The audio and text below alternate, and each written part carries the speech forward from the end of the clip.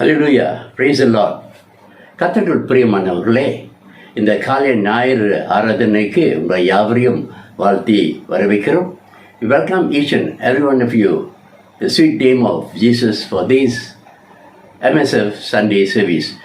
இன்றைக்கு விசேஷமான ஞாயிறை நாம் அனுசரிக்கிறோம். அதாவது மெதடிஸ்ட் முதியோர் ஞாயிறை நாம் ஆராதிக்கிறோம். Today is MSF Sunday. கர்த்தர் தாமே நம்மளை இந்த ஞாயிறு ஆராதனை ஆசீர்வதித்து தருவாராக. வேதத்திலிருந்து 2 வசனங்களை வாசிப்போம். சங்கீதம் 92 வசனங்கள் 13, 14. Psalm 92 verses 13 and 14. For they are transplanted into Lord's own house. They flourish in the courts of our God. Even in their old age, they still produce fruit. They will remain vital and green. Amen. கர்த்தர் தாமே இந்த வசனங்களை ஆசீர்வதிப்பு. அது மட்டும் இல்லாமல் பரிசுத்த ஆவியார் தாமே நம்மளை இந்த கால ஆராதனை முழுதும் வழிநடத்துவாராக. கர்த்தருக்குள் பிரியமானவர்களே, சில காரியங்கள் சொல்ல விரும்புகிறேன்.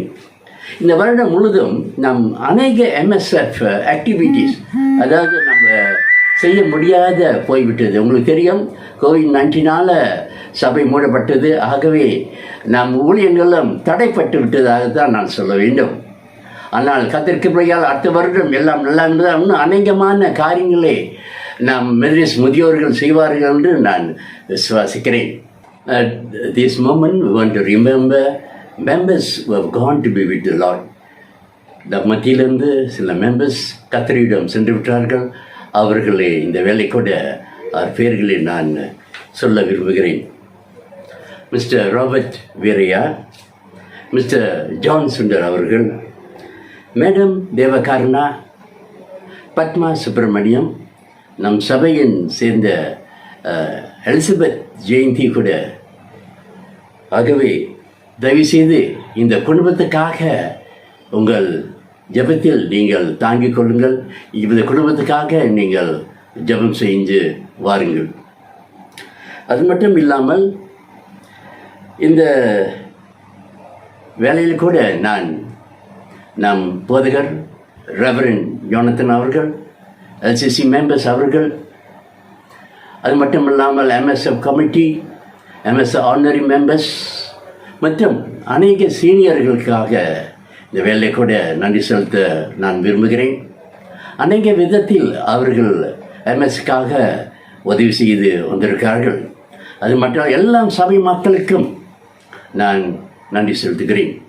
ஒரு விதத்திலும் பணம் அல்லது சப்போர்ட், கம்பேஷன், கமிட்மெண்ட் எல்லாம் அவர்கள் கொடுத்து வந்தார்கள். அதுக்காக நான் நன்றி செலுத்துகிறேன். பிரியமானவர்களே, இன்று காலை ஆராதனைக்கு விசேஷமான பேச்சாளராக தமிழ் வருடாந்திர மாநாட்டின் TAC தலைவராக இருக்கும் மிஸ்டர் சாலமன் ஜேக்கப் அவர்கள் கர்த்தரின் செய்தியை நம்மளோட பகிர்ந்து கொள்வாராக. For today MSF Sunday, our national president TAC, Mr.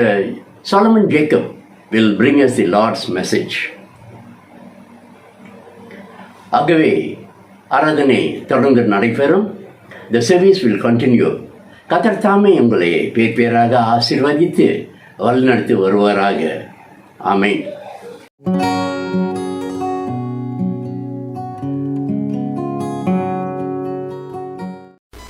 கர்த்தருடைய பரிசுத்த நாமத்துக்கு ஸ்தோத்திரம் உண்டாவதாக. இன்று முதியோர் ஐக்கிய ஆராதனை ஞாயிற்றுக்கிழமையிலே உங்களை யாவரும் வரவேற்பதிலே மிக மகிழ்ச்சி அடைகின்றேன்.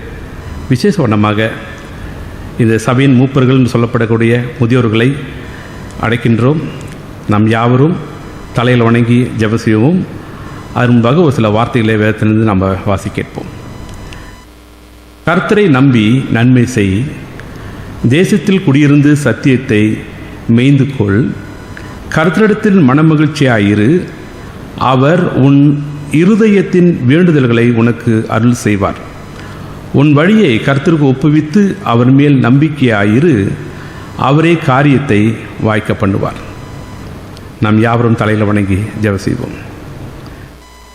பிதாவே, உமக்கு மகிமை செலுத்துகிறோம். ஆண்டவரே, நீர் செய்த எண்ணில் அடங்காத நன்மைகளுக்காய் ஸ்தோத்திரம் அப்பா.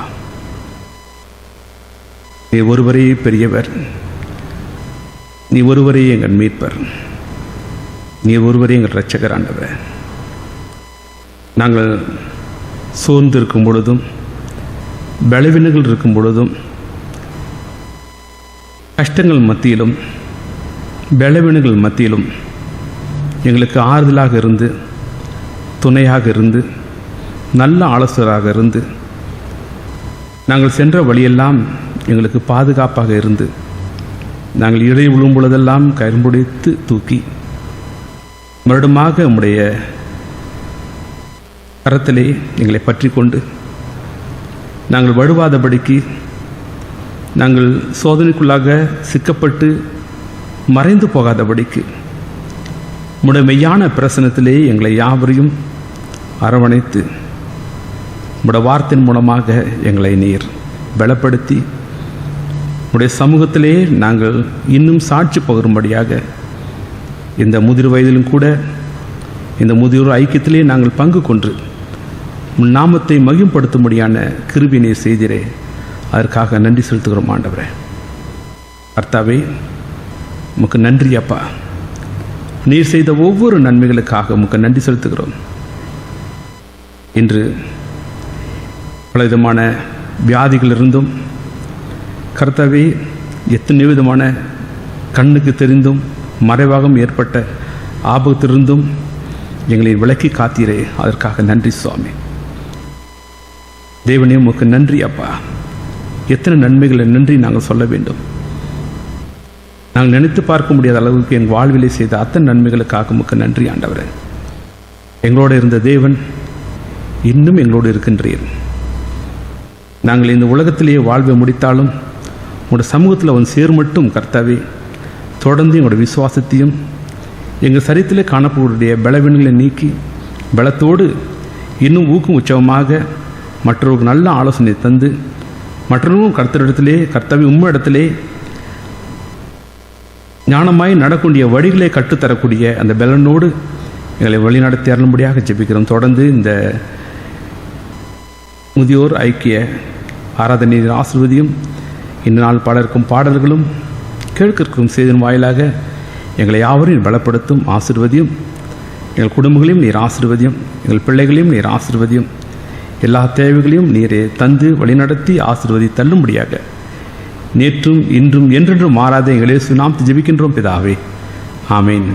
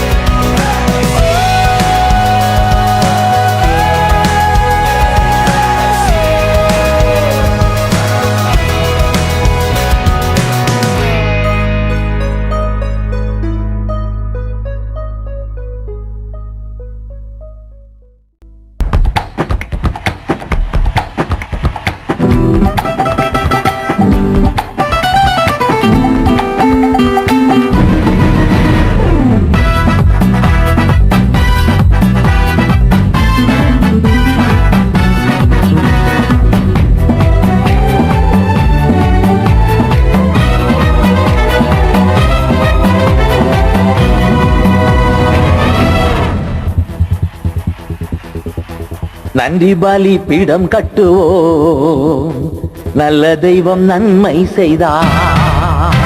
நன்றி பலி பீடம் கட்டுவோம், நல்ல தெய்வம் நன்மை செய்தார்.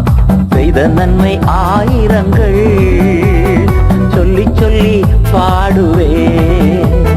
செய்த நன்மை ஆயிரங்கள் சொல்லி சொல்லி பாடுவே. நன்றி தகப்பனே, நன்மை செய்திலே.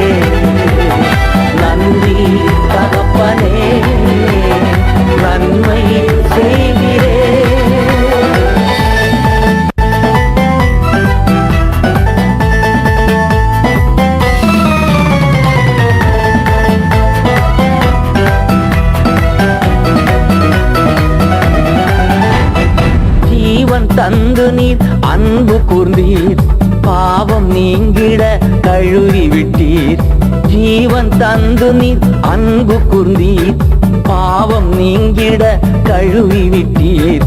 உமக்கென்று வாழ பிரித்தெடுத்து உமது ஊழியம் செய்ய வைத்தீர். உமக்கென்று வாழ பிரித்தெடுத்து உமது ஊழியம் செய்ய வைத்தீர். நன்றி தகப்பனே, நன்மை செய்தீரே. நன்றி தகப்பனே, நன்மை செய்தீரே. நன்றி பலி பீடம் கட்டுவோம், நல்ல தெய்வம் நன்மை செய்தார்.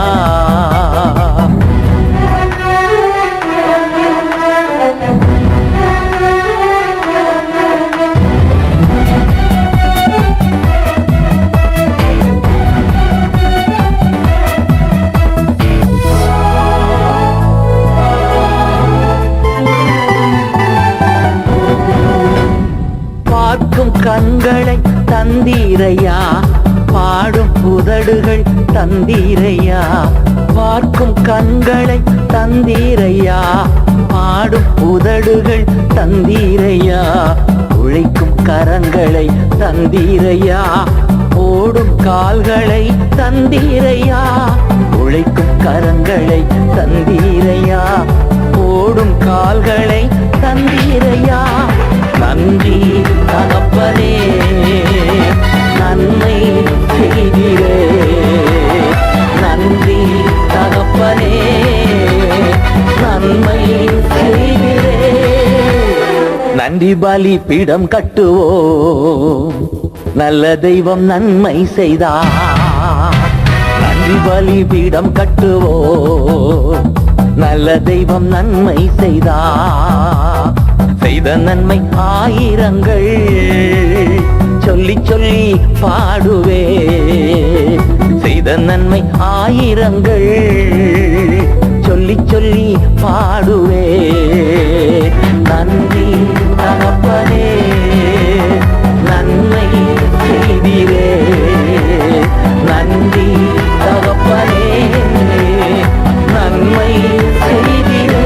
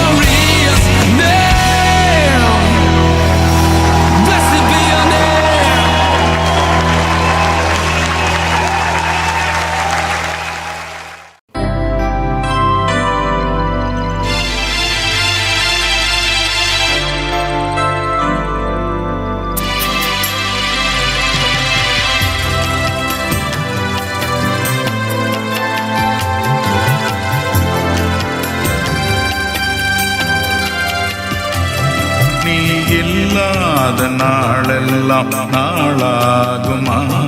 நீ இல்லாத வாழ்வெல்லாம் வாழ்வாகுமா? நீ இல்லாத நாளெல்லாம் நாளாகுமா? நீ இல்லாத வாழ்வெல்லாம் வாழ்வாகுமா? உயிரின் ஊற்றே நீயாவாய், உண்மையின் வழியே நீயாவாய். உயிரின் ஊற்றே நீயாவாய், உண்மையின் வழியே நீயாவாய். உறவின் பிறப்பே நீயாவாய், உள்ளத்தின் மகிழ்வே நீயாவாய். நீ இல்லாத நாளெல்லாம் நாளாகுமா? நீ இல்லாத வாழ்வெல்லாம் வாழ்வாகுமா? நீ இல்லாத நாளெல்லாம் நாளாகுமா? நீ இல்லாத வாழ்வெல்லாம் வாழ்வாகுமா?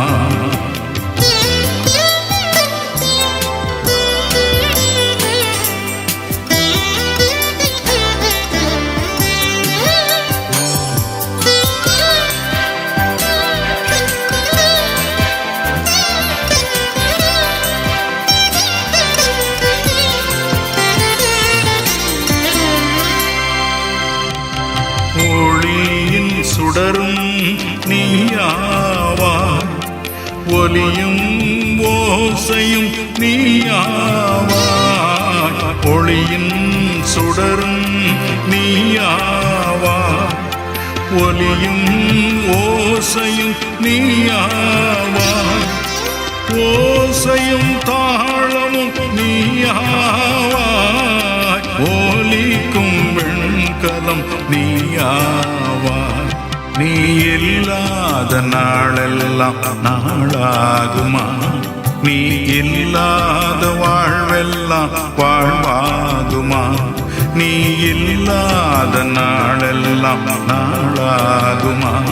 நீ இல்லாத வாழ்வெல்லாம் வாழ்வாகுமா?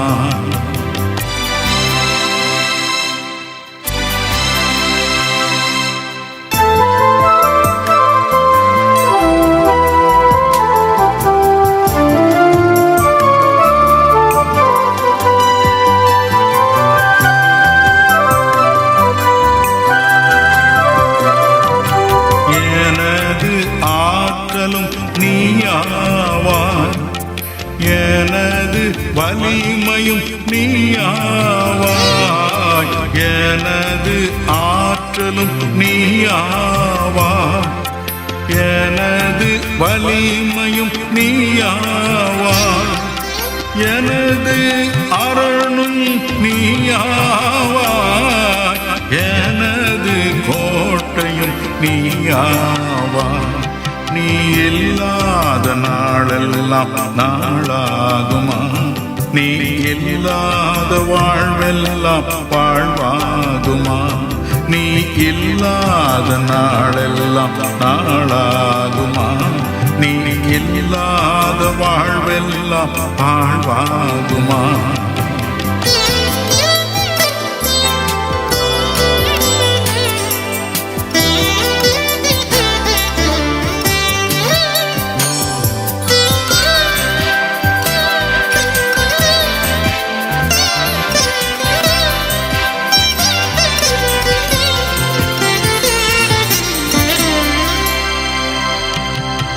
எனது நினைவும் நீயாவாய், எனது மொழியும் நீயாவாய். எனது நினைவும் நீயாவாய், எனது மொழியும் நீயாவாய். எனது மீட்பும் நீயாவாய், எனது உயிர்ப்பும் நீயாவாய். நீ இல்லாத நாளெல்லாம் நாளாகுமா? நீ இல்லாத வாழ்வெல்லாம் வாழ்வாகுமா? நீ இல்லாத நாளெல்லாம் நாளாகுமா?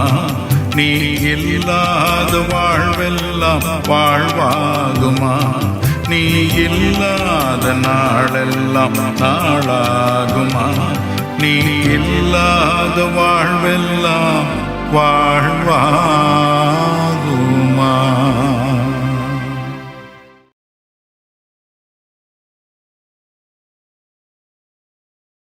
பாருங்கள், நாம் கண்களை மூடி ஆண்டவரை நோக்கி நாம் பார்ப்போம். ஹல்லேலூயா. தோத்திரம் ஆண்டவரே, உமக்கு நன்றி செலுத்துகிறோம். உம்மை நாங்கள் உயர்த்துகிறோம். இது மேலானவர், மகத்துவமானவர். இந்த ஆராதனைக்காக நன்றி. பாடல் மூலமாக நாங்கள் உம்மை துதித்து போற்றி பாடினோம். நீ உயர்ந்தவர், மேலானவர், மகத்துவமுள்ள தேவன். உம்முடைய நேசகுமாரனாகிய இயேசு கிறிஸ்துவுக்காக நன்றி. அவர் எங்களுக்காக சிலுவிலே மரித்து உயிர்த்தெழுந்து இன்றும் ஜீவிக்கிற தேவனாக இருக்கிறதுக்காக நன்றி. எங்களுக்காக அவர் சிலுவிலே மரித்து எங்களுக்கு ரட்சிப்பு கொடுத்தார். அவருடைய இரத்தத்தினாலே நாங்கள் கழுவப்பட்டு இருக்கிறோம். அவருடைய அன்புக்காக நன்றி. அவருடைய தியாகத்துக்காக நன்றி. அவர் எப்பொழுதும் எங்களோடு இருக்கிறதுக்காக நன்றி. பரிசுத்த ஆவியானவருக்காக நன்றி செலுத்துகிறோம். அவர் எங்களுக்கு ஆலோசனை கர்த்தராக இருக்கிறதுக்காக நன்றி. எங்களை ஒவ்வொரு நாளும் அவர் வழிநடத்தி வருவதற்காக நன்றி. உண்மையை நாங்கள் உயர்த்துகிறோம். ஆண்டவரே, இந்த வேளையிலே உம்முடைய சபைக்காக நன்றி செலுத்துகிறோம். சபைக்கும் நீர்தான் தலைவர். ஆண்டவரே, டிஎம்சி பிஜே சபைக்காக நன்றி.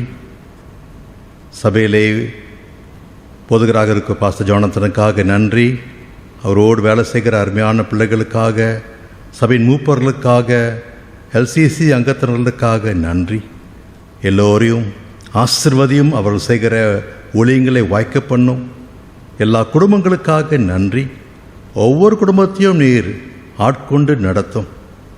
குடும்பத்தில் இருக்கிற சகல தேவைகளை நீ சந்தித்து அவர்களை ஆசிர்வதிக்க நாங்கள் ஜெபிக்கிறோம். எந்த குடும்பத்திலாவது யாராவது பலவீனமாக சுகவீனமாக இருந்தால் தயவாக உங்களுடைய அன்பான கரத்தை நீட்டும் ஆண்டவரை. வாலிப பிள்ளைகளை ஆசிர்வதியும், சிறுவர்களை ஆசிர்வதியும். கர்த்தாவே, இந்த இள தலைமுறை கர்த்தருக்குள் எப்பொழுதும் ஆண்டவரை பலமாக இருக்க நாங்கள் ஜெபிக்கிறோம். இந்த வேளையிலே குறிப்பாக சுவாமி, நாங்கள் முதியோர் ஐக்கியத்துக்காக நன்றி. இந்த சபையில் இருக்கிற அநேக முதியோர்களுக்காக நன்றி சுவாமி. அவருடைய தியாகமான வாழ்க்கைக்காக நன்றி. ஆண்டவரை, அவர்களை இம்மட்டமாக நீர் அற்புதமாக நடத்தி வருவதற்காக நன்றி. சில முதியோர்கள் ஆண்டவர் ஒருவேளை பலவீனமாக இருக்கலாம், ஒருவேளை தனிமையிலே இருக்கலாம். தயவாக அவர்களை நீர் கர்த்தாவை ஆதரிக்க நாங்கள் ஜெபிக்கிறோம். அவர் மேல் நம்முடைய கரம் இருக்க நாங்கள் ஜெபிக்கிறோம். எங்கள் முதியோர் ஐக்கியத்தை ஆசிர்வதியும். முதியோர் ஐக்கியத்துக்கு பொறுப்பாக இருக்கிற நம்முடைய பிள்ளைகளையும் ஆசிர்வதிக்க நாங்கள் ஜெபிக்கிறோம் ஆண்டவரை. அவர் எடுக்கிற எல்லா ஊழியங்களை நீ தயவாக காத்துக்கொள்ளும், பலப்படுத்தும் ஆண்டவரை. உமக்கு நன்றி. எங்களுடைய மாநாட்டுக்காக நன்றி. மாநாட்டு முதியோர் ஐக்கியத்துக்காக நன்றி. அதுக்கு தலைமைத்துவம் கொடுக்கிற நம்முடைய பிள்ளைகளையும் நீர் இந்த நாளிலே விசேஷமாக ஆசிர்வதிக்க நாங்கள் ஜெபிக்கிறோம். கர்த்தாவே, எங்களுடைய மாநாட்டில் செய்யப்படுகிற எல்லா ஊழியங்களையும் ஆசிர்வதியும். மாநாட்டு தலைவருக்காக, எல்லா போதர்களுக்காக, எல்லா சபைகளுக்காக ஜெபிக்கிறோம். கர்த்தாவே, இந்த காலகட்டத்திலே நீரே யாவரையும் பராமரித்து வழிநடத்த நாங்கள் ஜெபிக்கிறோம் ஆண்டவரே. நீர் வித்தியாசமான விதத்தில் கிரியை செய்கிற தேவன். நாங்கள் வழி தவறி போகும்போது ஆண்டவரை நீர் எங்களை மறுபடியுமாக உம்முடைய சமூகத்திலே கர்த்தாவே எங்களை சிட்சித்து வழிநடத்தி வருகிற இதற்காக நன்றி. அது மட்டுமல்ல, நீர் கொடுக்கிற எல்லா ஆசீர்வாதங்களுக்காக, வளர்ச்சிக்காக, முன்னேற்றத்துக்காக நன்றி சுவாமி. இந்த தேசத்திலே இந்த கோவிட்னாலே பல சபைகள் பாதிக்கப்பட்டிருக்கிறார்கள். அந்த சபைகளுக்காக ஜெபிக்கிறோம். நீரே அந்த சபைகளுக்கும் உடைய இரக்கத்தை காண்பிக்க ஜெபிக்கிறோம். தயவாக இந்த கோவிட்னாலே பாதிக்கப்பட்ட குடும்பங்களுக்காக நாங்கள் ஜெபிக்கிறோம் ஆண்டவரே. எத்தனை குடும்பத்தில் இழப்பு இருக்கிறது, வறுமை இருக்கிறது, கஷ்டம் இருக்கிறது. தயவாக அந்த குடும்பங்களையும் நீர் சந்திக்க நாங்கள் ஜெபிக்கிறோம் ஆண்டவரே. தயவாக அவர்களுக்கு வேண்டிய சமாதானம் தாரும், ஒத்தாசை தாரும் ஆண்டவரே. எங்கள் அரசாங்கத்தையும் ஆசீர்வதியும்.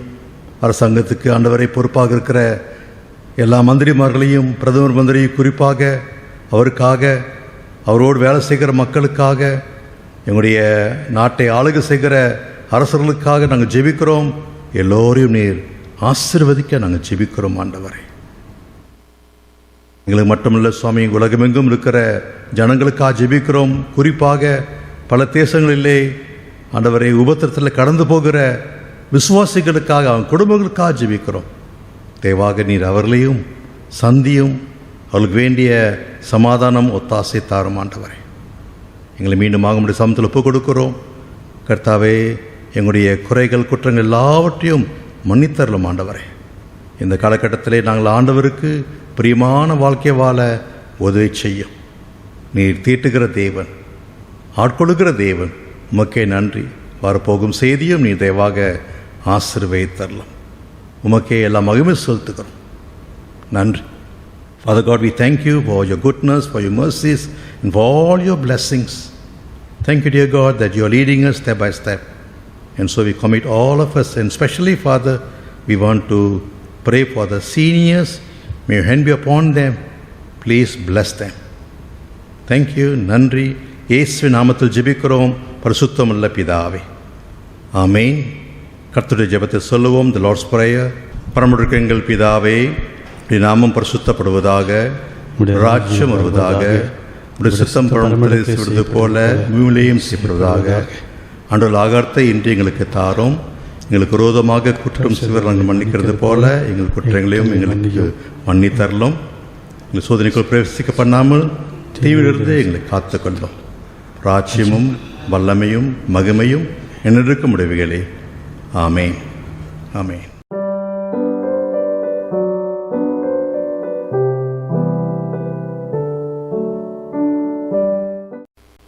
கர்த்தருடைய பரிசுத்தம் மகிமைப்படுவதாக. இன்றைக்கு வாசிக்கும்படியாக தெரிந்து கொள்ளப்பட்ட வேத பாடம் யோசுவா 14வது அதிகாரம் வசனம் 6 தொடங்கி 15 முடிய நாம் வாசி கேட்போம். அப்பொழுது யூதாவின் புத்திரர் கில்காலிலே யோசுவானிடத்தில் வந்தார்கள். கெனாசனான எப்புன்னையின் குமாரனாகிய காலேப் அவனை நோக்கி, காதேஸ் பர்னேயாவிலே கர்த்தர் என்னை குறித்தும் உம்மை குறித்தும் தேவனுடைய மனுஷனாகிய மோசையோடே சொன்ன வார்த்தையை நீர் அறிவீர்.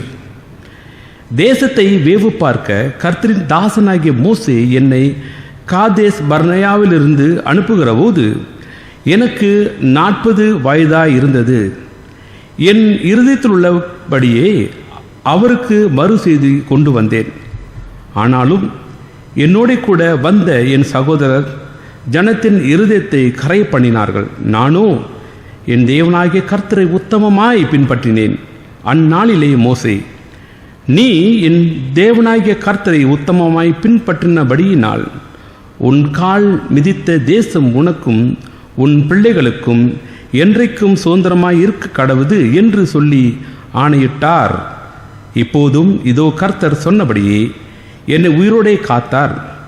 இஸ்ரவேல் வனாந்தரத்தில் சஞ்சரிக்கையில் கர்த்தர் அந்த வார்த்தையை மோசையோடு சொல்லி இப்போது 45 வருஷமாயிற்று.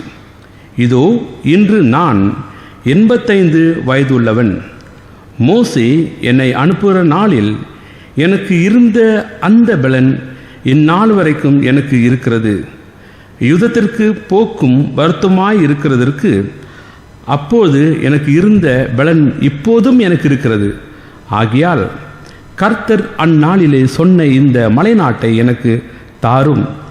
அங்கே ஏனாக்கியரும் அரணிப்பான பெரிய பட்டணங்களும் உண்டென்று நீர் அந்நாளிலே கேள்விப்பட்டீர். கர்த்தர் என்னோடு இருப்பாரானால் கர்த்தர் சொன்னபடி அவர்களை துரத்தி விடுவேன் என்றான். அப்பொழுது யோசுவா எப்புன்னையின் குமாரனாகிய காலேப்பை ஆசீர்வதித்து எபிரோனை அவனுக்கு சுதந்திரமாக கொடுத்தான்.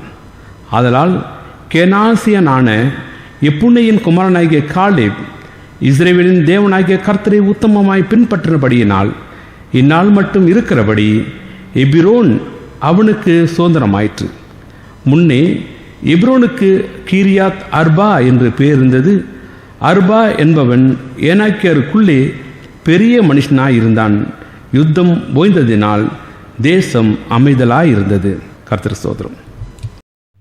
Today's scripture reading is taken from the book of Joshua, chapter 14, verses 6 to 15. Verse 6. Caleb inherits Hebron.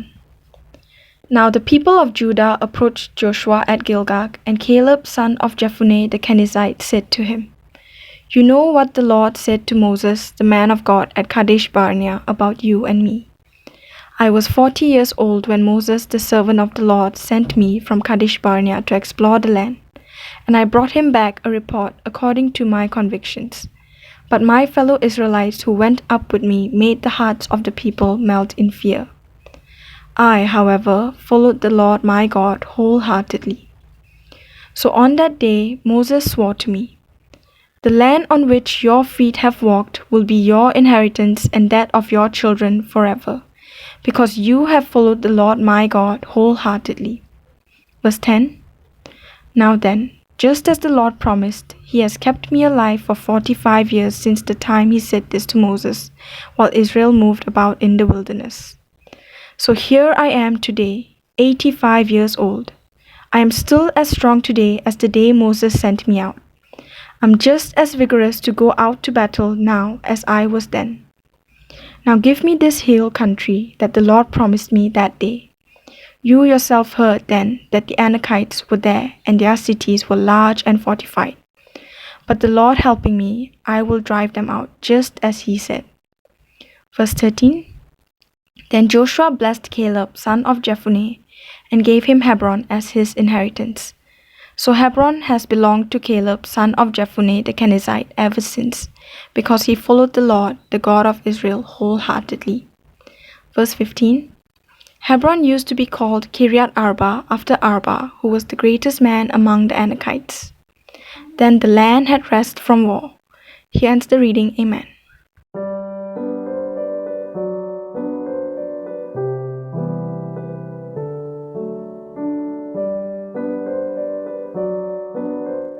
ஹல்லேலூயா. கர்த்தருக்கே ஸ்தோத்திரம். இந்த மாலை வேளையிலும் கூட நாம் வாசிக்க கேட்ட பகுதியிலிருந்து எடுத்துக்கொள்ளப்பட்ட தலைப்பு முழு மனதோடு, பொறுமையோடு, உறுதியோடு என்ற வாக்கியங்களிலே இன்று நாம் சற்று ஆராய்ந்து பார்க்க போகிறோம். தமிழ் வருடாந்திர மாநாட்டு தலைவர் பிஷப் மறைதிரு கணேஷ்ராஜ் அவர்களின் சார்பிலும், மெத்ரிஸ் முதியோர் ஐக்கியத்தின் வாரிய குழுவின் சார்பிலும் மற்றும் மெத்ரிஸ் முதியோர் ஐக்கியத்தின் ஒருங்கிணைப்பாளர், மாகாண ஒருங்கிணைப்பாளர் சார்பிலும் உங்கள் அனைவருக்கும் இந்த மெத்ரிஸ் முதியோர் ஐக்கிய ஞாயிறு ஆராதனையிலே எங்கள் வாழ்த்துதலை கொண்டு வருகிறோம். இந்த அருமையான காலை வேளையிலும் கூட தேவ சத்தியத்தை பகிர்ந்து கொள்ளும்படியாக எனக்கு இந்த ஸ்லாக்கியத்தை கொடுத்த என்னுடைய வாரிய குழுவிற்கு நான் நன்றி சொல்ல கடமைப்பட்டிருக்கிறேன். என்னை மிகவும் உற்சாகப்படுத்தி இந்த ஞாயிற்று கிழமையிலே விசேஷமான இந்த மெத்ரிஸ் முதியோர் ஐக்கிய ஆராதனையிலே சத்தியத்தை பகிர்ந்து கொள்ள வேண்டும் என்று சொல்லி அவர்களை உற்சாகப்படுத்தினார்கள். அதற்கு ஒத்துழைப்பு வழங்கிய நமது மாநாட்டு தலைவர் பிஷப் அவர்களுக்கும் நன்றி சொல்ல நாங்கள் கடமைப்பட்டிருக்கிறோம். நாம் வாசிக்க கேட்ட இந்த பகுதியிலே மிகவும் உற்சாகமான ஒரு பகுதி. இந்த பகுதி என் மனதிற்கு மிகவும் பிடித்தமான ஒரு பகுதி. ஆகவே என் தேவனுக்கும் நான் நன்றி சொல்ல கடமைப்பட்டிருக்கிறேன். நம்முடைய மகா பிரபு, நம்முடைய ஆண்டவராகிய தேவன் எனக்கு கொடுத்த பலத்திற்காக அவருக்கு நன்றி செலுத்துகிறேன்.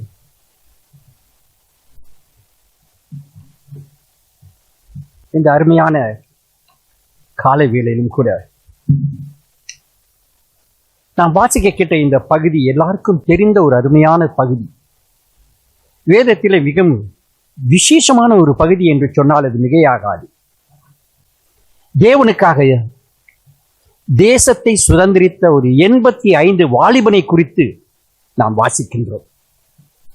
அவன் பெயர் காலேப். விசேஷமானவன், ஒரு போர் வீரன், உற்சாகமான ஒரு மனிதன், தன்னம்பிக்கை கொண்ட ஒரு மனிதனாய் நாம் பார்க்கிறோம். அவன் தேவனுடைய வாக்குத்தத்தத்தின்படி முழு மனதோடும் உத்தமத்தோடும் தேவனுடைய சமூகத்தில் நின்றான் என்று நாம் பார்க்கிறோம். பொறுமையோடு காத்திருத்தான் என்று பார்க்கிறோம். உறுதியோடு என் தேவன் நிறைவேற்றுவார் என்ற நம்பிக்கையோடு அவன் காத்திருந்ததை நாம் பார்க்கிறோம். நம்முடைய வாழ்க்கைக்கும் அன்றாட வாழ்க்கைக்கும் இது மிக முக்கியமாக காணப்படுகிறது. நம்முடைய வாழ்க்கையில உத்தமமாய் முழு மனதோடு மன உறுதியோடு பொறுமையோடு உறுதியோடு நாம் கடந்து செல்ல வேண்டிய சூழ்நிலையை நமக்கு அறிவிக்கிறது.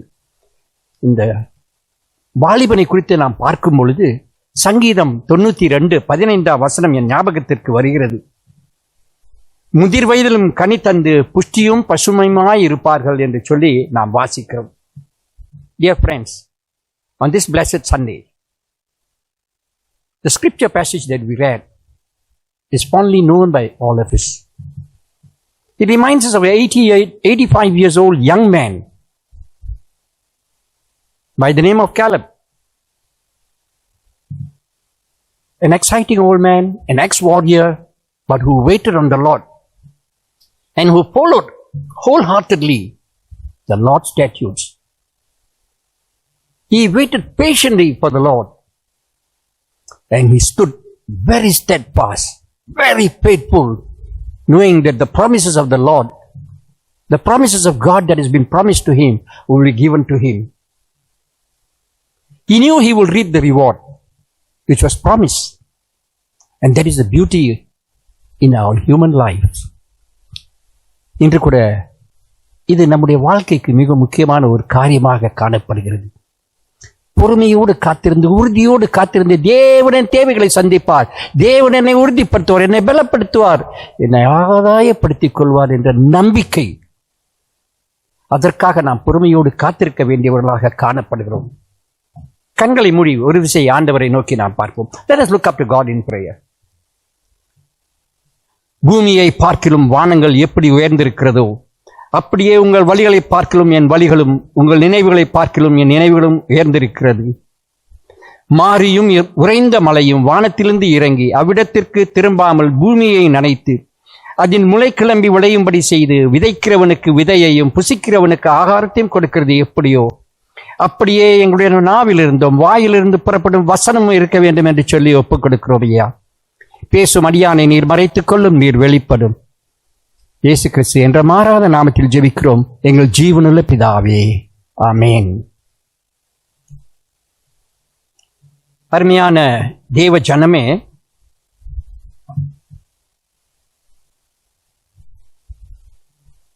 பாலும் தேனும் ஓடுகிற தேசமாக கானான் தேசம் நமக்கு சித்தரிக்கப்பட்டிருக்கிறது. ஆனால் அங்கே நாம் பார்க்கும் பொழுது மோசேயுடைய காலத்திலே அவருடைய தலைமைத்துவத்திலே ஒவ்வொரு கோத்திரத்திலும் இருந்து ஒரு தலைவனை தெரிந்து கொண்டு அவர்களை வேவு பார்ப்பதற்கு கானான் தேசத்திற்கு அனுப்புகிறார். அந்த 12 பேர்களில் ஒருவர் ஜோஷுவா, இன்னொரு காலேப் என்ற இந்த மனிதன். வேவு பார்க்க சென்ற மனிதர்கள் சென்று வருகிறார்கள். அந்த தேசத்தை சுற்றி பார்க்கிறார்கள். அங்கே என்னெல்லாம் இருக்கிறது என்று ஆராய்ந்து பார்க்கிறார்கள். பார்த்துவிட்டு மோசேயிடம் அறிக்கை கொடுக்கிறார்கள். அந்த 10 பெயர்கள் கண்டதை கண்ட வண்ணமாக பார்த்ததை பார்த்த வண்ணமாக சொல்கிறார்கள். ஆமாம், பாலும் தேனும் ஓடுகிற தேசம்தான். பெரிய பட்டணங்கள் உண்டு, அவைகள் கோட்டையால் பாதுகாக்கப்பட்டு வருகிறது. அழகான பழங்கள் உண்டு, செடிகள் உண்டு என்று சொல்லி அவர்கள் சொல்லுகிறார்கள். ஆனால் அங்கே பலத்த ராட்சசர்கள் உண்டு, அநேக ஜாதியார்கள் உண்டு.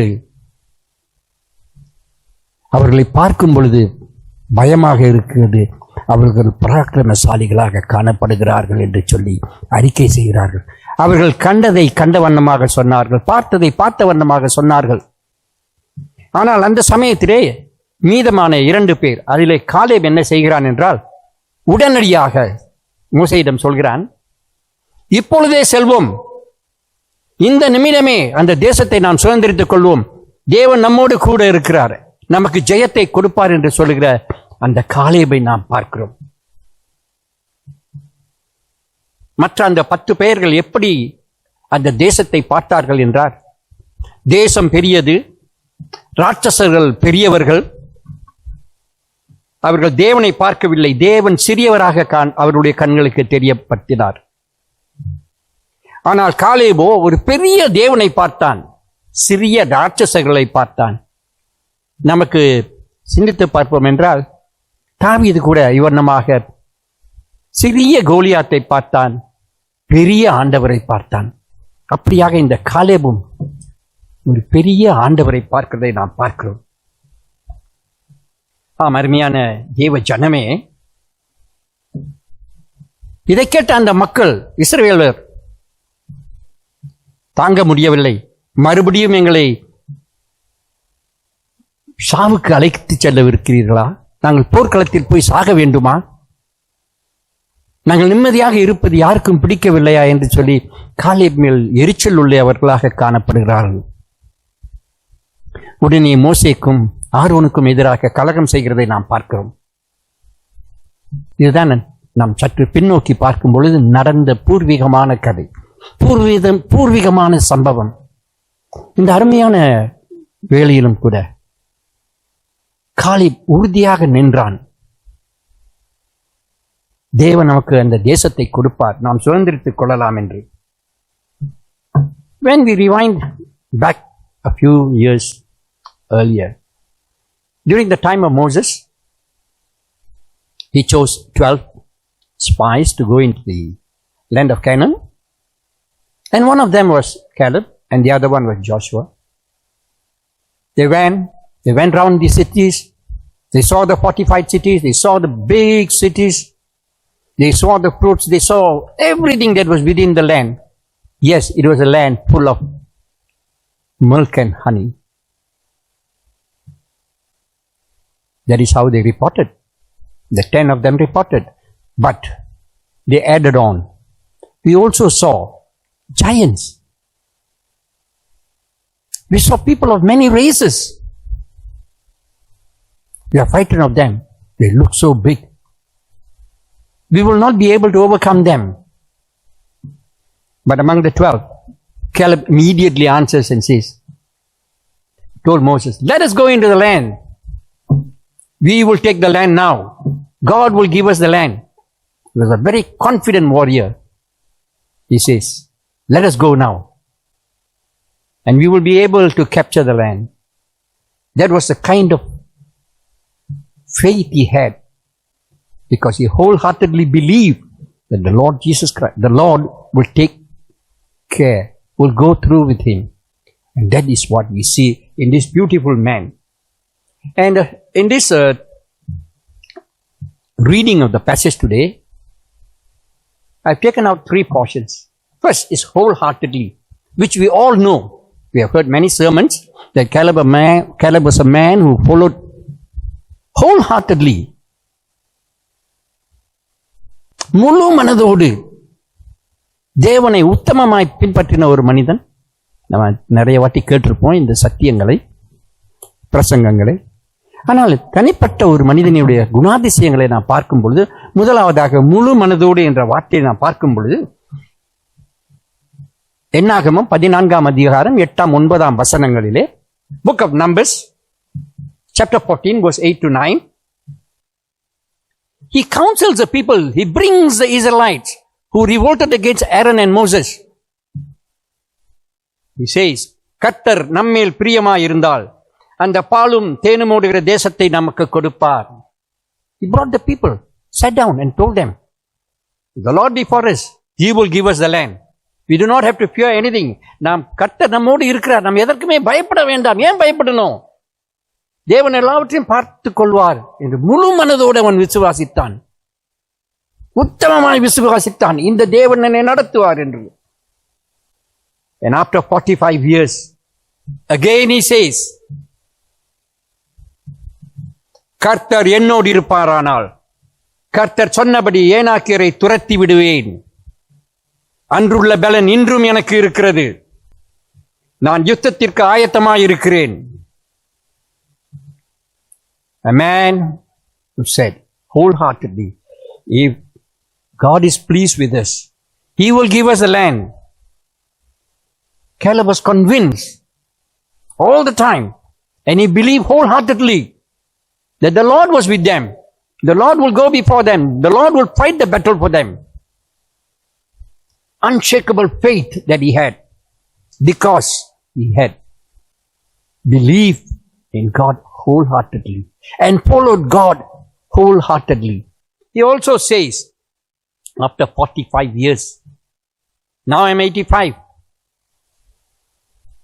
I still have the same strength that I had when Moses sent me when I was 40 years old. அன்று மோசே என்னை அனுப்பும்போது நான் 40 வயதுடையவனாக இருந்தேன். இன்று 85 வயது. இன்றும் எனக்கு அன்றுள்ள பலன் இருக்கிறது என்று உற்சாகமாக தைரியத்தோடு அவன் சொல்லுகிறதை பார்க்கிறான்.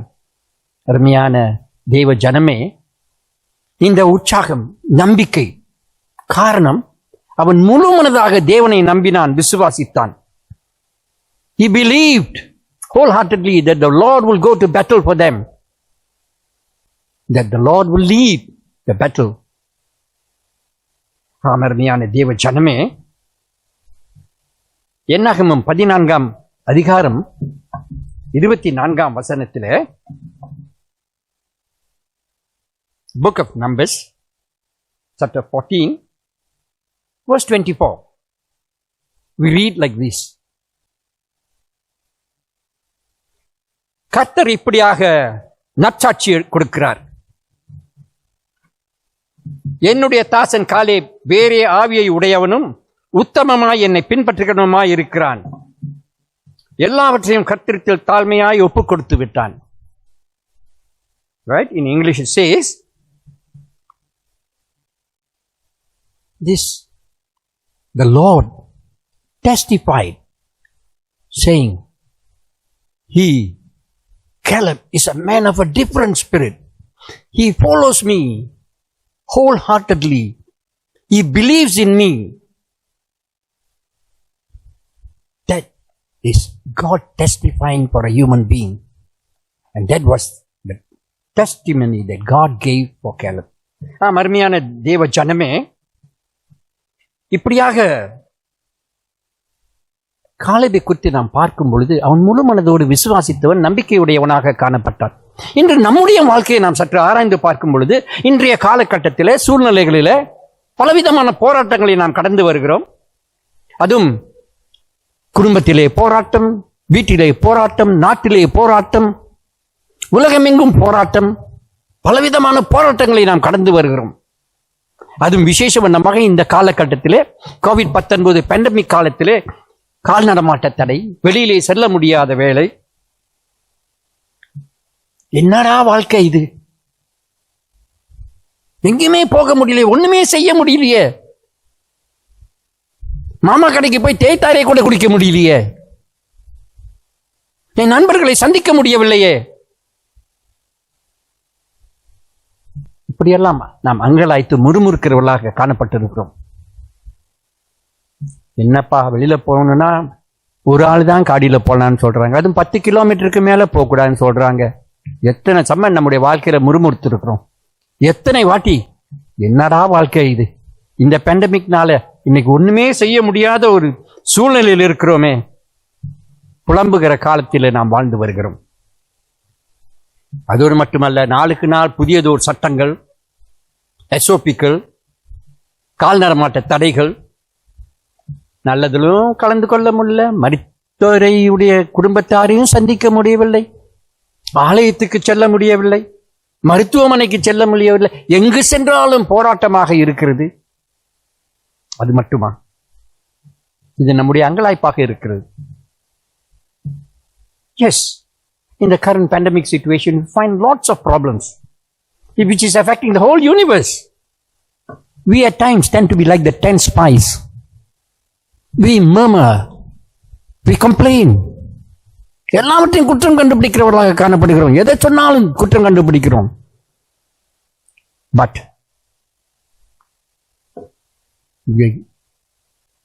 have we ever stopped to say, thank you Lord? நான் உம்மை முழு மனதோடு நம்பி இருக்கிறேன். நீங்கள் என் தேவன், நாங்கள் உம்முடைய பிள்ளைகள், நீர் எங்களை ஒருபோதும் கைவிடுவதே இல்லை என்று சொல்லி நம்மை அவரை விசுவாசித்திருக்கோமா? முழு மனதோடு ஒப்புக் கொடுத்திருக்கிறோமா? இந்த காலகட்டத்தை நாம் பார்க்கும் பொழுது, இந்த பேண்டமிக் காலத்திலே பலவிதமான போராட்டங்களை கடந்து வந்திருக்கிறோம். இந்த சூழ்நிலைகள் அநேகர் என்ன நடக்குமோ என்ற பயத்தில் வாழ்ந்து கொண்டிருக்கிறோம். இந்த வியாதி என்னை பாதித்து விடுமா? எனக்கு இந்த வியாதி வந்து விடுமா? நான் மரித்து விடுவேனா என்ற கவலை ஒரு பக்கத்து. ஒரு பக்கத்து சிலர் வேலை இழந்து விட்டார்கள், வருமானம் இல்லை, பொருளாதாரத்தை இழந்து விட்டார்கள், வேலைகளை இழந்து விட்டார்கள், குடும்பத்திலே கஷ்டம், குடும்பத்திலே நஷ்டம், பிள்ளைகளை வளர்ப்பது எப்படி, பிள்ளைகளுக்கு வேண்டியவைகளை நான் எப்படி செய்ய போகிறேன் என்றெல்லாம் அங்கலாய்த்திருக்கிறோம். இந்த அங்கலாய்ப்பு மிகவும் வேதனை. எப்பொழுது நாம் அங்கலாய்க்கிறோமோ, எப்படியெல்லாம் நாம் முறுமுறுக்கிறோமோ, நாம் பலவீனமாக காணப்படுகிறோம். நம்முடைய நம்பிக்கையிலே நாம் பலவீனமாக காணப்படுகிறோம். முழு மனதாக தேவனை நாம் விசாரிக்கவில்லை, தேவனோடு சமூகத்தில் நிற்கவில்லை, அவரோடு நாம் சஞ்சரிக்கவில்லை. என் தேவன் எல்லாவற்றையும் பார்த்துக் கொள்வார் என்ற நம்பிக்கை இல்லாத காலத்தில் நாம் வாழ்ந்து கொண்டிருக்கிறோம். அருமையான தெய்வ பிள்ளைகளே, இந்த காலகட்டத்திலே நான் நம்பிக்கையை இழந்தவர்களாக காணப்படக்கூடாது. தேவன் என்னோடு கூட இருக்கிறார், என்னை ஒருபோதும் அவர் விடுவதில்லை, கைவிடுவதில்லை, என்னை விட்டு விலகுவதும் இல்லை என்ற நம்பிக்கை நமக்கு இருக்கிறதா? அந்த நம்பிக்கை நமக்கு பிறக்க வேண்டும். அப்படி தேவனை சார்ந்திருக்கும் பொழுது, முழு மனதோடு சார்ந்திருக்கும் பொழுது தேவன் எல்லாவற்றையும் பார்த்துக் கொள்வார். நம்மளோ சோர்ந்து போய் தேவனை விட்டு விலகி போகிறவர்களாக காணப்படுகிறோம். இந்த காலை வேளையில் சற்று நாம் உட்கார்ந்திருக்கும் இடத்திலே, அமர்ந்திருக்கும் இடத்திலே இருந்து நம்மையே ஆராய்ந்து பார்ப்போம். முழு மனதோடு உத்தமத்தோடு தேவன் எல்லாவற்றையும் பார்த்துக் கொள்வார் என்ற நம்பிக்கையோடு நாம் இருந்திருக்கிறோமா? அல்லது அந்த வேவுக்காரர்களைப் போல மறுதலித்துக் கொண்டிருக்கிறோமா? அவருடைய கைகளிலே நாம் ஒப்புக் கொடுக்க வேண்டும் என்று வேதம் சொல்கிறது. 1 பேதுரு 5ஆம் அதிகாரம் 6ஆம் வசனம் இப்படியாக சொல்கிறது. 1 Peter 5:6. ஏற்ற காலத்தில் உங்களை உயர்த்தும்படிக்கு அவருடைய பலத்த கைக்குள் அடங்கி இருக்க வேண்டும். We have got to commit ourselves into his hands, humble ourselves, and commit to God into his powerful hands. He will take care. He will lift us up in the due time. ஏற்ற காலத்தில் அவர் செய்து முடிப்பார். இந்த அங்கலாய்ப்புகள் நம்மை விட்டு விலகி ஓடிவிடும். தேவன் நம்மை பலப்படுத்துவார், உற்சாகப்படுத்துவார், தைரியப்படுத்துவார். நான் உன்னோடு கூட இருக்கிறேன், நான் உன்னை விட்டு விலகுவதும் இல்லை, கைவிடுவதும் இல்லை என்று சொன்ன தேவன் நம்மோடு கூட இருக்கிறார் என்ற விசுவாசம் நம்மளை அதிகரிக்க வேண்டும். விசுவாசத்திலே நாம் குறைந்து போகாதவர்களாக நம்முடைய உற்சாகத்தை, விசுவாசத்தை வளர்த்துக் கொள்ள வேண்டியவர்களாக காணப்படுகிறோம். ஆம், இந்த மனிதனும் அந்த முழு மனதோடு இருந்த குணாதிசயம் இருந்தது. இரண்டாவதாக நாம் பார்க்கும்பொழுது அவன் இன்னொரு விசேஷமான ஒரு குணாதிசயம் என்னவென்றால், அவன் பொறுமையோடு இருந்தான். 40 வயதிலே மோசே சொன்னார், இந்த தேசம் உனக்கு கொடுக்கப்படும் என்று. 45 வருடம் பொறுமையோடு காத்திருக்கிறான். இந்த நிலம் எனக்கு கிடைச்சிரும், எனக்கு என் சந்ததிக்கு கொடுக்கப்பட்ட இந்த தேசம் கிடைக்கும், பொறுமையோடு காத்திருக்கான். இன்னைக்கு நமக்கு ஒரு இன்டர்வியூக்கு போயிட்டு வந்ததுக்கு பிறகு, என்னடா இன்னும் ரிசல்ட்டே கிடைக்கல, உனக்கு எடுப்பானுங்களா எடுக்க மாட்டானுங்களா, எனக்கு இந்த வேலை கிடைக்குமா கிடைக்காதா, அங்கேயும் நம்ம என்ன செய்யறோம், முறுமுறுக்கிறோம், அங்கலாய்க்கிறோம். ஆனால் இந்த மனிதனோ 45 ஆண்டுகள் காத்திருக்கிறார். 85 வயசுனா மண்டையில முடி இருக்கோ இல்லையோ எனக்கு தெரியாது, எனக்கே முடியெல்லாம் குறைஞ்சு போச்சு. அப்ப அவருக்கு 85 வயசுனா அவருக்கு மண்டையில முடி இருந்திருக்காது, பல்லு இருந்துச்சோ இல்லையோ எனக்கு தெரியாது, உடலிலே பலம் ஈரமாக இருந்திருக்கலாம், சோர்ந்து போகவில்லை, நடையிலே தள்ளாட்டம் இருந்திருக்கலாம். ஆனால் அவர் சோர்ந்து போகவில்லை, அவர் உறுதியாக பொறுமையோடு காத்துக் கொண்டிருந்தார்.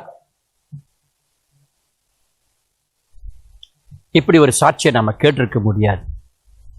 We could have never heard such a testimony, A man who says, I waited 45 years. I have lost my tooth. I have got no hair. I am bald. But I am waiting on the Lord. I will not waver. Because the Lord is true. The Lord is my strength. He knew God was not a God who forgets His promises. To wait upon the Lord is a very difficult thing. நமக்கு அந்த பொறுமை இருக்குங்க. நமக்கு இருக்கு அந்த பொறுமை. ஆனா நம்முடைய பொறுமை எவ்வளவு நேரம்னா கொஞ்ச நேரம் தான். கொஞ்ச நேரம் அமைதியா இருப்போம். ஓகே ஓகே ஓகேன்னு. அதுக்கப்புறம் மறுபடியும் பொங்க ஆரம்பிச்சிரும். பொங்கணும்னா கொஞ்ச நேரம் பொங்க மாட்டோம். 2-3 நாளைக்கு பொங்கிக்கிட்டே இருப்போம். என்னடா வாழ்க்கை. அன்னைக்கு சொன்னாங்க இப்படியெல்லாம் செய்யலாம் அப்படியெல்லாம் செய்யலாம்னு சொன்னாங்களே, இன்னும் ஒண்ணுமே நடக்கலையே.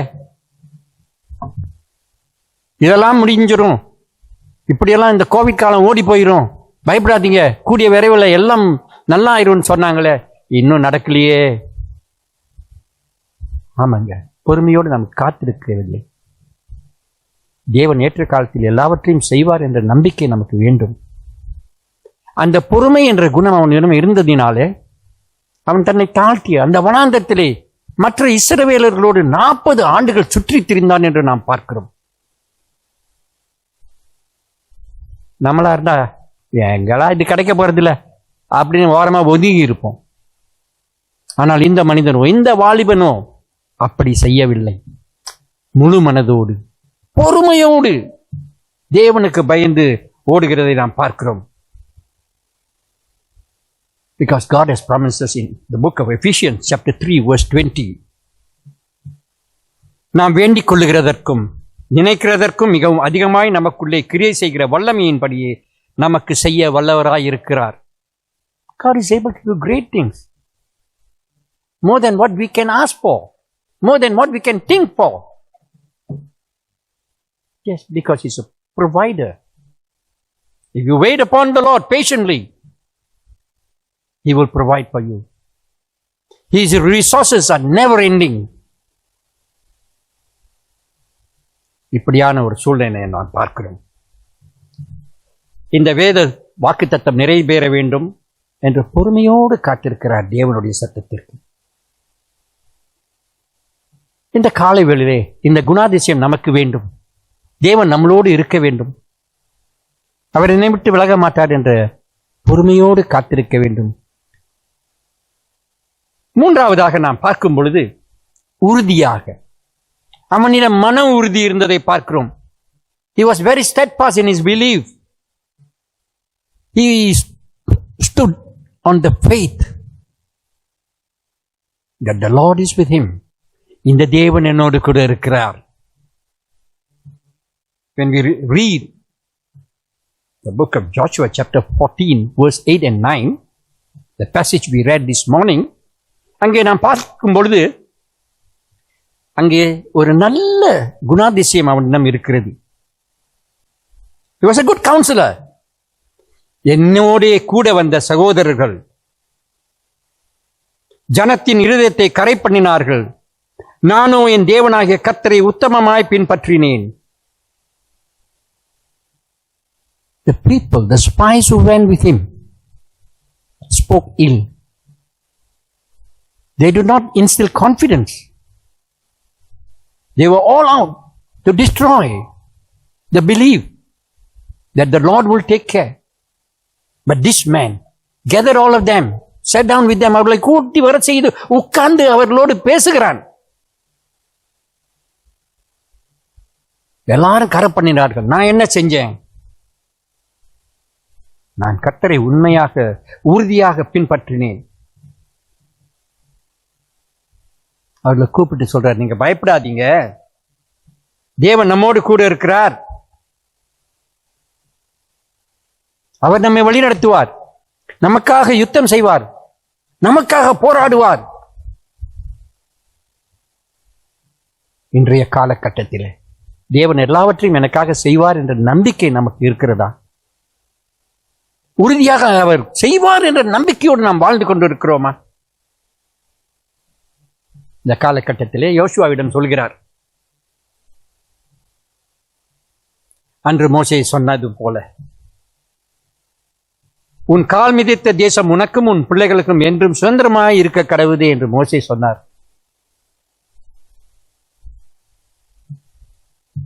உறுதியோடு நம்பி இருக்கிறேன். எனக்கு அந்த தேசத்தை கொடுங்க. Give me that land. I will go into the land. அந்த தேசத்திற்குள் சென்று அங்கு இருக்கும் ஏனாக்கியரை நான் முறியடிப்பேன். I will defeat the Anakites. That kind of a faith he had. He believed steadfastly that the Lord will go before him. His reminder was very timely for Joshua to think about. He stood on the promises of God and followed the Lord very faithfully, steadfastly, so that the Lord's promise which he has given, that those people, Caleb will reach the land that God has promised. As we read in Numbers 14:24, Caleb என்னை உத்தமமாய் பின்பற்றி வந்தபடியினால் அவன் போய் வந்த தேசத்திலே சேர பண்ணுவேன். அவனுடைய சந்ததியார் அதை சுதந்திரித்துக் கொள்வார்கள். இந்த வாக்கு தத்தத்தை பின்பற்றி வாழ்கிற ஒரு மனிதனை நாம் பார்க்கிறோம். இதுவே அவனது நம்பிக்கையின் விசுவாசமாக காணப்பட்டது. அந்த உறுதியான விசுவாசத்தினால் அன்றுள்ள பலன் இப்பொழுதும் எனக்கு உண்டு என்று சொல்லுகிறான். Yes, my dear friends, in the Kalevele, it was his mantra that believing in faith, and that's why he even goes to say that he had the same strength of 45 years ago. He is ready to face the Anakites, and his reward was Hebron. Hebron means fellowship. அவனுடைய உறுதியாக கர்த்தரை பின்பற்றினதால் அவனுக்கு கிடைத்த பரிசு எபிரோன். எபிரோன் என்றால் ஐக்கியம் என பொருள்படும். யாரோடு ஐக்கியம் கொள்கிறான் என்று நாம் பார்க்கும் பொழுது அவனுடைய ஐக்கியம் was with the living God. ஜீவனுள்ள தேவனோடு அவன் ஐக்கியம் கொண்டான் என்று நாம் பார்க்கிறோம். காரணம் அவனுடைய வேறு வித்தியாசமான ஒரு ஆவி இருந்தது என்று சொல்கிறார். அருமையான தேவ ஜனமே, இந்த ஆவியானவர் நம்மோடு கூட இருக்கும் பொழுது நாம் எதற்கும் பயப்படாதவர்களாக முன் செல்கிறவர்களாக காணப்பட வேண்டும் என்று சொல்லி வேதம் நமக்கு சொல்கிறது. தேவன் நமக்கு வைத்திருக்கும் வாக்குத்தத்தங்கள் நாம் சுதந்திரித்துக் கொள்ள வேண்டும். நமது வாழ்க்கை தேவனுடைய வார்த்தையின்படியும் சித்தத்தின்படியும் காணப்பட வேண்டும். To inherit the promises of God, we have to stand and walk in the promises of God. Our life needs to be molded with His will. அவருடைய சித்தத்தின்படி செயல்பட வேண்டும் என்று சொல்லி நாம் பார்க்கிறோம். பெற்றுக்கொள்வோம் என்ற விசுவாசம் அவனிடம் இருந்தது. 45 ஆண்டுகள் உறுதியோடு காத்திருந்தான். நாமும் கடந்து வரும் இந்த சூழ்நிலைகள் மாறும், போராட்டங்கள் ஒளிந்து போகும், வறுமை போய் நிறைவு வரும், காலங்கள் மாறும், நேரங்கள் மாறும். உன்னதத்திலிருந்து ஒரு புது பலத்தையும் சுகத்தையும் ஆரோக்கியத்தையும் தேவன் எனக்கு கொடுப்பார் என்ற மன உறுதி நமக்கு வேண்டும். அந்த உறுதியையும் நாம் பொறுமையோடு முழு மனதோடு காத்திருக்க வேண்டும் என்று வேதம் சொல்கிறது. We need to know and understand that we are facing a lot of trials and tribulations. All this will change when you steadfastly wait on the Lord. The Lord will provide His strength and safety from above. And that is a promise that God has given us. Though we go through these trials, it's not easy to digest what we are seeing. இது ரொம்ப கஷ்டம் ஏற்றுக்கொள்கிறதுக்கு. இப்படி நடக்குமா என்று சொல்லி நாம் பார்க்கிறவர்களாக காணப்படுகிறோம். But here we need to look at the bigger picture. The current situation will change.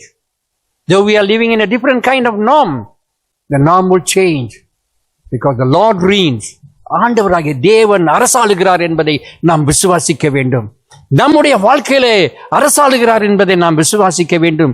என் குடும்பத்திலே அரசாளுகிறார் என்று விசுவாசிக்க வேண்டும். என்னுடைய சபையிலே அரசாளுகிறார் என்று விசுவாசிக்க வேண்டும். என்னுடைய சமுதாயத்திலே அரசாளுகிறார் என்று விசுவாசிக்க வேண்டும். இந்த உலகத்தின் தேவன் அவர் அரசாளுகிறார் என்பதை நாம் விசுவாசிக்க வேண்டும். மன உறுதியோடு பற்றி கொண்டு என் தேவன் எல்லாவற்றையும் பார்த்துக் கொள்வார் என்று சொல்கிறவர்களாக காணப்பட வேண்டும். இளமையிலே காணப்பட்ட விசுவாசம் மங்காமல் முதிர் வயதிலும் தேவன் நமக்கு தரும் தரிசனம் இன்னும் வெட்ட வெளிச்சமாக தெரிய வேண்டும் என்று எலன் ரெட்பாத் என்ற ஒரு ஆசிரியர் இப்படி தன்னுடைய புத்தகத்திலே எழுதுகிறார். Alan Redpath in his book Victorious Christian Living says that faith which was in our youth may be undimmed in old age. முதிர் வயதிலும் அது மங்கக்கூடாது. நம்முடைய விசுவாசம் மங்கக்கூடாது, உறுதி மங்கக்கூடாது, நம்பிக்கை மங்கக்கூடாது, பொறுமை மங்கக்கூடாது, முழு மனது மங்கக்கூடாது என்று சொல்லி விசுவாசிக்கிற ஒரு மனிதனை நாம் பார்த்தது போல நம்முடைய வாழ்க்கையை கரங்களில் ஒப்புக் கொடுக்க வேண்டும். அப்பொழுது மட்டுமே முதிர் வயதிலே நாம் கனி கொடுக்க முடியும். காலேப் கனி கொடுத்தான். 85ஆம் வயதிலே அவன் கனி கொடுத்ததை நாம் பார்க்கிறோம். நமக்கு வயது என்பது ஒரு தடை இல்லை. நம்முடைய வாழ்க்கையை கர்த்தருக்கு ஒப்புக் கொடுக்கும் பொழுது நமக்கு கிடைக்கும் பரிசு தேவனுடைய ஐக்கியம். தேவனோடு ஐக்கியம் கொள்ளும் பொழுது வெளிப்படுத்தின சுவிசேஷம் 21ஆம் அதிகாரம் 2ஆம் 3ஆம் வசனங்கள், The Book of Revelation chapter 21 verse 2 and 3 இப்படியாக சொல்கிறது. புதிய எருசலேமாகிய பரிசுத்த நகரம் மனிதர்களிடத்திலே தேவனுடைய வாசஸ்தலமாய் இருக்கிறது. நம்முடைய கூட இருந்து நமது தேவனாய் இருப்பார். When we walk in statutes and laws of the Lord, our reward will be fellowship with the Lord. Book of Revelation chapter 21:3 says, God's dwelling place is now among the people, and He will dwell with them. They will be His people, and God Himself will be with them, and be their God. எப்பேற்பட்ட ஆசீர்வாதமான வார்த்தைகள்! தேவன் நம்மோடு வாசம் செய்கிறார், அவர் நமக்கு தேவனாய் இருப்பார் என்று சொல்லி வாக்குறுதி கொடுக்கிறார். Therefore, we need to follow the Lord wholeheartedly, patiently and steadfastly, knowing that He is our God. அருமையான தேவ ஜனமே, இந்த காலை வேளையிலே தெளிந்த புத்தியோடு, முழு மனதோடு, பொறுமையோடு, மன உறுதியோடு நம்மை தேவ கரங்களில் ஒப்புக் கொடுக்கும் பொழுது தேவன் நம்மோடு வாசம் செய்வார், தேவன் நம்மோடு தங்குவார், அவர் நமக்கு ஆண்டவராய் இருப்பார். இந்த காலை வேளையிலும் கூட அப்படியாக இந்த நாளிலே விசேஷ வண்ணமாக தேவன் நம்மோடு கூட இருக்கிறார் என்ற விசுவாசத்தோடு, நம்பிக்கையோடு இந்த நாட்களை கடந்து செல்வோம். தேவன் நம்மை ஆசீர்வதிப்பார், வழிநடத்துவார். கண்களை மூடி ஆண்டவரை நோக்கி நாம் பார்ப்போம். அருமையான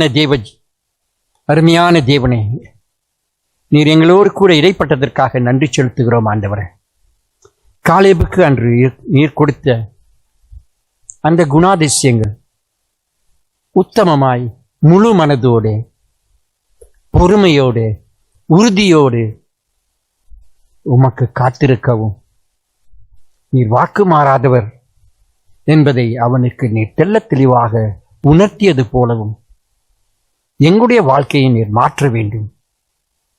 எங்களிலே காணப்படும் முறுமுறுப்புகள், அங்கலாய்ப்புகளை எடுத்து போடும் ஆண்டவரே. இதுவும் கடந்து போகும் என்ற விசுவாசத்திலே நாங்கள் வாழ எல்லாவற்றையும் என் தேவன் செய்வார். ஏற்ற காலத்தில் செய்கிற தேவன் என் தேவன், அவரை நோக்கி நாம் பார்ப்போம் என்ற விசுவாசம் எங்களிலே காணப்பட, உம்மை நோக்கி கூப்பிட நீர் பதில் தருவீர். எங்களுக்கு தெரியாததும் எட்டாதுமான பெரிய காரியங்களை எங்களுக்கு சொல்லிக் கொடுக்க போகிறீர் என்ற நம்பிக்கையோடு நாங்கள் கடந்து செல்ல எங்களுக்கு உதவி செய்யும். எங்களை தாழ்த்துகிறோம், உமது கரங்களில் ஒப்புக் கொடுக்கிறோம். இயேசு கிறிஸ்து என்ற மாறாத நாமத்தில் ஜெபிக்கிறோம் எங்கள் ஜீவனுள்ள பிதாவே, ஆமென். God bless all of you on this MSF Sunday. ஆசீர்வாதத்தை பெற்றுக்கொள்ளுமாக. Let us receive the benediction. May the grace of Lord Jesus Christ, the love of God and fellowship of Holy Spirit, it is now and forevermore. நம்முடைய கர்த்தராகிய தேவனுடைய கிருபையும், பிதாவுடைய அன்பும், பரிசுத்தருடைய அந்யோன்ய ஐக்கியமும் வழிநடத்தலும் நம் அனைவருக்கும் சதா காலங்கள் இருப்பதாக. ஆமென். என் ஆத்துமாவே கர்த்தரை ஸ்தோத்திரி, என் முழுமே நாமத்தை ஸ்தோத்திரி. என் ஆத்துமாவே கர்த்தரை ஸ்தோத்திரி, கர்த்தர் செய்த சகல உபகாரங்களையும் மறவாதே. ஆமென். அதி சீக்கிரத்தில் நீங்கிவிடும் இந்த லேசான உபத்திரவம்